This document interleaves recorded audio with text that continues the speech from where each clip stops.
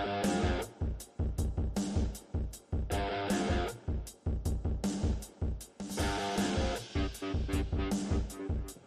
everyone. Coming up here on the AEW Revolution Review Show.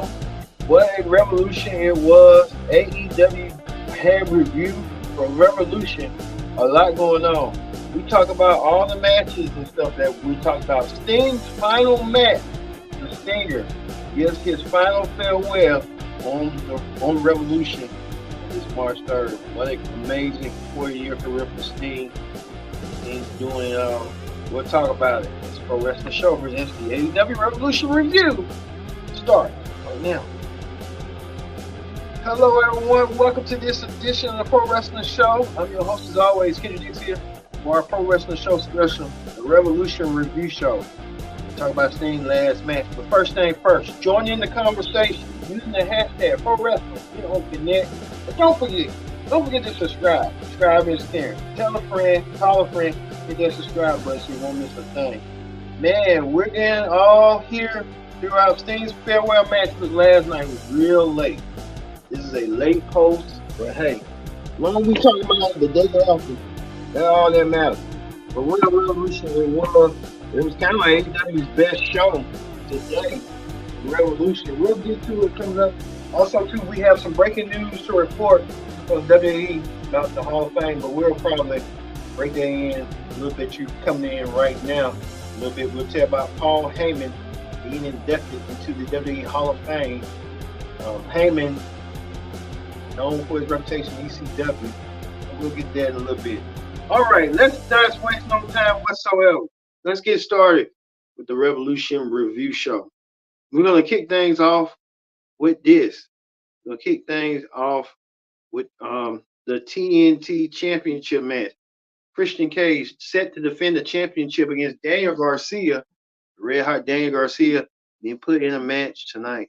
Garcia is being tonight. We're sure that looks like Christian comes out, starts the show with Nick Wayne, Mother Wayne, and Luchasaurus, better known as Kill Switch. Daniel Garcia came out there ready to go. He didn't hold no punches. He pulled no punches whatsoever, taking on Christian. Daniel Garcia trying to win that TNT championship, mounting on Christian. Daniel Garcia is trying to gather his thoughts and stuff. Christian, no stranger to what he has to do. You see Mother Wayne trying to help, I guess, her man Christian up. Christian taking a severe case of beating.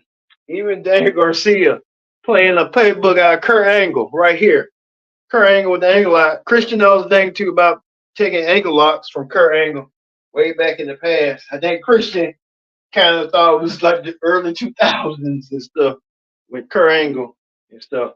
Christian trying to hold his own with that ankle lock, but Daniel Garcia wrenching and tightening up the ankle lock when he did. Even to the point that Garcia tried to do some hold. Christian found a way of measure of escape. That's what he did. Christian found a way to keep his TNT championship off the clutches of Daniel Garcia. And in his clutches, Christian retains the TNT championship. Christian, you might see Christian go against Edge down the road once Edge come back, be healthy enough to come back and make a triumphant return. You'll see Christian and Edge probably for the TNT championship. That will be the match that everybody wants to see. Everybody's looking forward to seeing. So we'll see how that's going to play out. Okay, a little bit later. So Christian take the TNT championship. Also, too, Daniel Bryan, or Bryan Danielson was in action. He went against Eddie Kingston for the Continental Crown Championship. Daniel Bryan trying to find ways to keep his Continental Championship. Well, not Eddie Kingston, I meant to say. Daniel Bryan wants the Continental Championship. He needs the Continental Championship. Daniel Bryan would do whatever it takes to be Continental Champion, even trying to cheat to win the championship the way he did tonight. He did it the way he needed to do and stuff. and stuff. Brian trying to figure out, almost got counted out and stuff. But you can tell here, Daniel Bryan with the final countdown and what he did tonight. Brian trying to seek his first AEW championship. I'm surprised the man ain't won the AEW title, but things can change. You can tell Danielson was again a little bit frustrated in the match. He was trying to find ways to win the match, but Eddie Kingston wouldn't give up. Eddie Kingston using his gift of gab. Eddie Kingston, I say this: the man knows a thing or two about submissions, and Daniel Bryan knows how to utilize the submissions part after part after part. Daniel Bryan was trying to wrench his arm out. Kingston never gave up. He never surrendered. But Kingston and Bryan with those strikes, they are both fierce strikers. You can tell right there. Bryan trying to strike back at Kingston. Kingston trying to strike back at Bryan. It was like a slugfest, like he had been a brawl. Then Kingston used that move to apply that maneuver that he loves to do, that finisher, to stretch out Bryan. And he did so by making Bryan tap out. Bryan tapped out. Bryan didn't win the Continental Championship along with the Ring of Honor title. Brian Eddie Kingston got the job done and got the job done indeed the way he did by winning. And Daniel Bryan said he was going to be the man of his word and shake Eddie Kingston's hand if he did defeat him. And that what happened. Eddie Kingston and Bryan shook hands. Like I said, unprecedented. First time ever Daniel Bryan respect the man that beat him for the Continental Championship.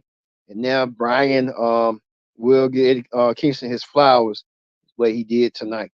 So it was a good match for both men. You know, good hardcore, good hard bell to bell match from both men. I'll say that. It was a lot of fist striking right here from Bryan and Kingston. Bryan trying to make Kingston tap and give up, but at the end, Kingston found a way to submit Bryan the way he needed to do, and he won the match tonight for his team. So big ups to Eddie Kingston and Bryan Danielson. Speaking of that, we talk about this. This match was supposed to be Meat Madness, but it became a scramble match. I guess the big body guys like Powerhouse Hobbs, Warlow, um, Lance Ford, and Brian Cage. Then you add Jericho, which Jericho didn't have nothing to do, and Dante Martin, Hook, and somebody else. They all wanted to be a part of this scramble match. We didn't know how this scramble match was going to go, but we see how it went. We see Warlow coming down, representing the Undisputed Truth. And Warlow came down with you know who, um, what's his name? So I guess they're going to be linking up a big babyface thing on how that's going to go. But we saw how that went. Warlow taking was the heavy favorite in the match to win this scramble match. The winner will receive a world championship match. We don't know when, we don't know where, how they're gonna do it. We see Hook taking down Brian Cage. Brian Cage, Hook, and Powerhouse Hobbs all on with part of Team Taz, so it was appropriate for Taz to be in this match. You see Dante Martin high flying on Jericho. Dante Martin gonna be a star of the future. I can tell. I'm surprised AEW ain't got no cruiserweight championship. They need to build one because they got a lot of cruiserweights. Warlow taking down Jericho in the match. Warlow wins over Dante Martin with the power bombs. Warlow, you can tell right here, Warlow caught Dante and power bomb him. Warlow wins, and Warlow earns himself an opportunity for a future world championship. We just don't know when and where will Warlow get the opportunity to shot. So we'll see how this is going to be for Warlow going forward. Speaking of that, Orange Cassidy was in action. Orange Cassidy set to defend his international championship against this man, Roger Strong. Roger Strong been a champion among champions in Ring of Honor and WWE. Roger Strong looking forward to wanting to win some more gold. And Roger Strong wanted to do so against Roger Strong, Orange Cassidy. You know, Roger Strong coming out with the Undisputed Truth. Now, the Undisputed Truth, they got to win some gold because I guess they've been saying it for so long that gold's got to be coming around their waist to make their group legit. Well, Orange Cassidy took it to Roger Strong. I thought Orange Cassidy was going to pull the win on Roger Strong. Roger Strong took it down. And he took it down him. And see, Orange Cassidy was hurt with those bruised ribs and stuff. Also, too, right here, you tell Orange Cassidy taking down with a sunset flip. Took it for the sunset flip right here. Roger Strong counters. And Roger Strong countered with that move. Roger Strong becomes the new international champion of the United Kingdom. Roger Strong wins some gold. And Adam Cole's prophecy may be coming true, but something came about. Kyle O'Reilly came out of nowhere and attacked. We tried thinking he was gonna attack Roger Strong, but Roger Strong and Kyle O'Reilly kind of embrace each other. You can tell her Kyle O'Reilly looks different. Kyle O'Reilly taking down. You can tell they was embracing each other. And Roger Strong and the Undisputed Truth, Bennett and Taven wanted O'Reilly to join the Undisputed Truth. Kyle O'Reilly decided that he didn't want to join the group, which it was kind of odd for Roger Strong. I think Roger Strong's going to talk to him and bring some common sense to him to help him join the group eventually. So we'll see them join the group eventually. They're just trying to play the drama, tease and stuff. But we'll see how that's going to go sooner rather than later. Well, we talk about this right here. Moxley and Claudio were coming out. They had a tag team match. Moxley and Claudio wanted to show they are the premier tag team. They went against FTR, who's been tag team champions across all promotions, including WWE, AEW, and across the world, NXT, Raw, SmackDown. They done it all. FTR Dax took Wilder. Cass took a hard hit. It hit a hard hit indeed. But the match started with Dax and Claudio wanted to beat the holy hell out of each other. And they tried to do that, but you see right here, Mox tried to get a pinfall lateral press on Cash. Cash kicked out. Match was scored like it's gonna be bell for bell, brawl for brawl, and it was. Look at this, a slugfest right here between the two teams. One that beat the holy hell out of each other. And who can blame them? They beat the holy hell out of each other. One on one, tag team to tag team, mono to mono. And it was fantastic. It was just like they know the word go when it comes. And you tell right here, Claudio and them Cass was trying to tag his partner, but couldn't reach that top. But couldn't do what they need to do. You can see right here Moxley trying to get down Cesaro, tell Cesaro to ground Cash. He did so with a front face sleeper hold lock. It was, you can tell right here that they used Shadow Machine. I think one of them did something on one, but it led to that. Tell right here the pile driver 1, 2, 3. Cesaro and them lost. A lot going on, so we don't know. I think FTR won that match, but we'll see. This is far from over between these two teams because you saw right there how these two teams, it was like a slug fest right here. They were slugging the hell out of each other one by one, and it went down in the DM. You can tell right there. All right, we move on to another match that was anticipated, was for the women's championship match. Toni Storm defends her AEW Women's Championship against Deonna Purrazzo. Deonna Purrazzo, her first time in AEW, getting first taste of gold. Can she dethrone Toni Storm? It's going to be a tough task for her. Deonna Purrazzo came out there with a Versa Rosa attire, as well as Toni Storm. Both women are like heels and stuff. Deonna Purrazzo plays more like a heel than a baby face, but it was sort of like heel versus heel. Deonna Purrazzo went against Toni Storm, but Deonna Purrazzo wanted Toni Storm to come out back as her old self. Till Mariah May came out there and disguised herself to be like Toni Storm. Everybody thought, is that Toni Storm? It was no other than Mariah May. Mariah May trying to play to Toni Storm. But Toni Storm used Mariah May as a distraction. to retain her women's championship, and she did so by doing what she needed to do. She was that distraction that Tony Storm needed to retain her championship. I'll say that. All right, we move on to another match that everyone was talking about, and um, it was for the AEW World Heavyweight Championship, the World Championship. We can find it right here. The World Title match: Swerve Strickland versus Samoa Joe, the champion, and Hangman Page. Can Hangman and Strickland become AEW champion? It was gonna be a wild story. Swerve came out there looking like he only can look Swerve and stuff. Swerve, and then Heyman Page came out there looking as he's absolutely lost it like he did. Well, these two men took great pride, and I think what's his name? Heyman don't want Swerve to be AEW champion. That's the only dream, ambition, and goal that Swerve wants to do. He wants to be AEW champion. It was going to be there. It was going to be for Swerve. This is his destiny. He had to do what he needed to do. Hangman taking down Samoa Joe with a power bomb in the corner and left the two men. We thought until Samoa Joe tried to get down until Swerve wanted to take down Joe and be the one to beat Joe, but Swerve found a babyface role. But uh, these two men,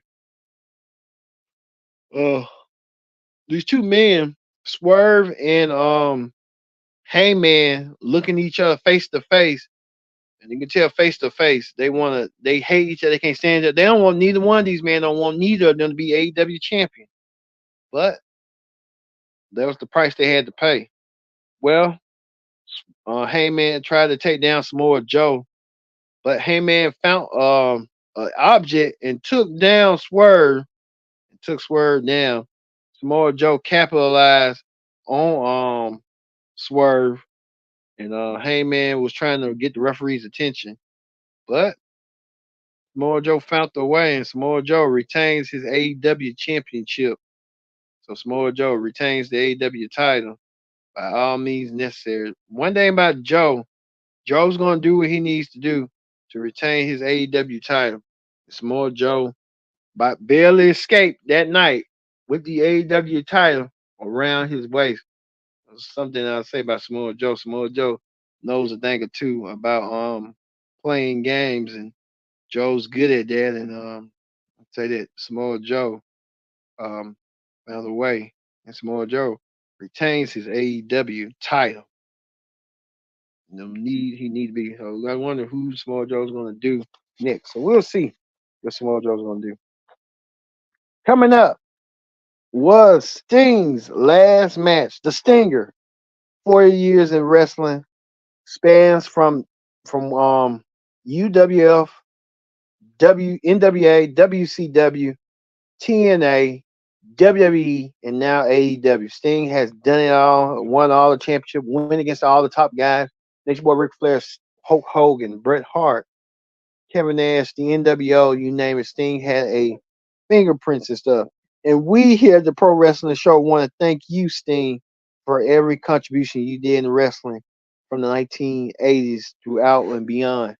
I remember Sting from the 1990s, especially in WCW, especially on Nitro.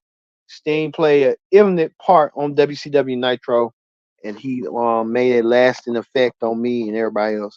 So Sting has always a special meaning in my heart, and I wish him the best on his retirement. Well, Sting took on Darby Allin. Well, Sting teamed up with Darby Allin, not took on, but teamed up with Darby Allin to take on the AEW Executive Vice Presidents, Matthew and Nicholas Jackson.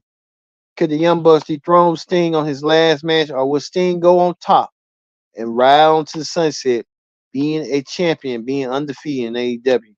This was Sting's last match. What I'm waiting for the Stinger to kick off his very last match.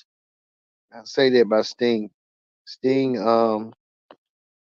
was that. Well, we'll tell you this. Sting came out there along with his sons. It recreated history for Sting. Both his sons look just like him. One dressed like the NWO, red and black. The other one dressed like Surfer Sting. And what a moment it was!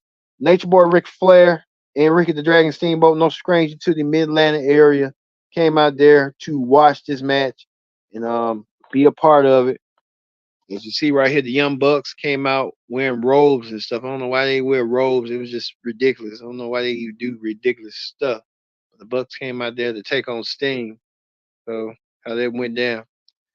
Then we go to a theater where it says final showtime. Sting sits down, reminisce about his whole career, and then the crow signal right here, a la shows right here. Sting goes looking at the crow symbol, and Sting reflects on his time in wrestling, his time forever. And Sting knows it's time for him to do what he needs to do in order to shut up the Young Bucks and take them down. Well, Sting came down. His sons, like we made mention, came out reminiscent of different eras of Sting. Sting in the '90s and Sting in the late '90s. Different Sting incarnations. Until the man himself, Sting, came out there along with Darby Allin. But the fight had got started. Sting and Darby take on the Young Bucks 1-on-1. The Bucks tried to utilize taking down Darby. Sting went down to a table. So Sting crashed down to the table for the final time. He ain't got to worry about taking no pain bumps like that no more. Darby taking some down, taking himself down with lads and stuff. But we see right here Ricky the Dragon Steamboat coming down to help aid Sting and stuff. The Stinger tried to do what he needed to do. Sting tried to get up till Ric Flair came out of nowhere, and one of the Young Bucks was going to threaten to hit Ric Flair. Ric Flair went down and sacrificed himself. Sting found a way to get the job done. Sting wins in his match, retire undefeated. Stinger did it, and he did it his way. And what a way for the Stinger to go out on his own. What a memorable moment for Sting. Sting doing what he needed to do and got the win, got the victory and stuff. So Sting won. A lot of fans praised Sting. They said, "Thank you, Sting." Sting getting a lot of recognition and admiration right here. Even to the point Sting spoke to the crowd and told them thank you. Even stars from AEW and WWE and Wrestling for All. You see Dustin Rhodes, who's been a tag team partner and a friend of Sting, said, "Incredible. Thank you, Sting." Revolution Sting played a pivotal moment. Even played a pivotal moment with CM Punk. Sting teamed up with CM Punk. What a moment that was for a short time. Sting did what he needed to do. Sting even told the audience, "Thank you." Even told social media, "Thank you." What a memorable moment for Sting, leaving out AEW on his own terms, and what a moment for the Stinger. Stinger playing dividends to what he needed to do. I'll say that by that by Sting. What a moment for Sting coming out there. Sting, you can tell right here, all these promotions right here, Sting been a part of NWA, New Japan, WCW, TNA, WWE, and AEW. What a moment for the Stinger. And the Stinger deserved that moment. Happy retirement, Sting. No one done it better than you. Sting leaves out as a tag team champion. And now the question is the AEW tag team titles will be vacated and they'll have a tournament to crown new champions. Plus, like I said, thank you, Sting. What a moment it was. The whole AEW roster came out there, including AEW president Tony Khan, who came out there to wish Sting the best of luck and congratulate Sting on his own way. Sting's riding to the sunset, and what a way for him to ride in the sunset with the whole AEW roster, congratulating him, giving him his flowers as well, giving the endorsement and love and the respect of his children, which that was great for Sting. So Sting is his own, and we want to hear on the Pro Wrestling Show. Thanks Sting for everything he done. We wish Sting the best retirement possible. All right, like we said here, we got some breaking news. We told you Sting retired. he's gone. He's done. So we want to thank 39 years for Sting. Well, you can say 40. Well, look here, Paul Heyman, who knows Strange the Sting. We just found out, and we'll talk about it a little bit later on the Pro Wrestling Show, Raw Ring Report a little bit later tonight. Heyman will be inducted into the WWE Hall of Fame, and the Hall of Fame will take place in Philadelphia. One thing that Paul Heyman knows that he created ECW in Philadelphia, home sweet home for Paul Heyman being inducted into the WWE Hall of Fame. So what a moment for Paul Heyman being inducted. Congratulations to Heyman. Also, too, we found out that the AEW is doing the Dynasty, their pay-per-view coming up in St. Louis, Sunday, April 21st. So they're doing, I don't know why they're doing pay-per-views that just don't make no sense. AEW Dynasty. Maybe we don't know what we're gonna see, but we're gonna pay attention closely to see how this is gonna go.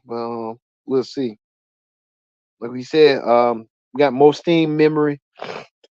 Said Undertaker vs. Sting was one of the biggest missed opportunities in wrestling history, which it was, but we'll never see that match.